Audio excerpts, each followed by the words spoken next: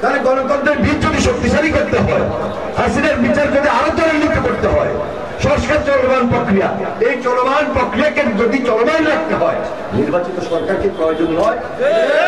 Without elected government আপনি পারবেন যে দেশের একটা ডেভেলপমেন্ট ওয়ার্ক খুব দ্রুত করা, মানি সার্কুলেশন হওয়া, অর্থনৈতিক বীজ শক্তিশালী করা, আইন শৃঙ্খলার উন্নয়ন ঘটানো, দ্রব্যমূল্য কন্ট্রোল করা? কই পারে না।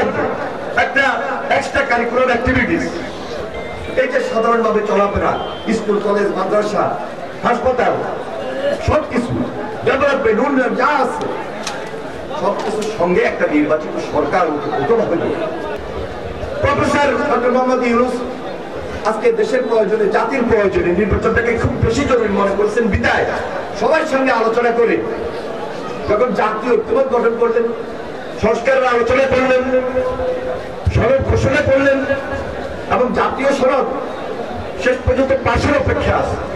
এই তো আত্মবিশ্বাস। এর মধ্যে আলাপ আলোচনা যদি আরো 2-1 বার করতে হয়, আরো যদি 5 বার করতে হয়, 10 বার করতে হয়, সেটাও করে নিতে হবে, কিন্তু বিভক্তি রাখা যাবে না। এই বিভক্তি সুবিধা কে নিবে? বেশিরভাগ দিবে না, আওয়ামী লীগ দিবে না, হাসিনা দিবে না, এই সুযোগ দেওয়া যাবে না। কারণ আমার ভাই রক্ত দিয়েছে, আমি জেল কেটেছি, আমার ভাই গুম হয়েছে, আমার ভাই খুন হয়েছে, 17 বছরের গুম, 17 বছরের খুন। কেউ যদি এটাকে পার্থক্য করে যে 17 বছর আর জুলাই 36 দিন আলাদা, আলাদাভাবে আমরা দেখি না।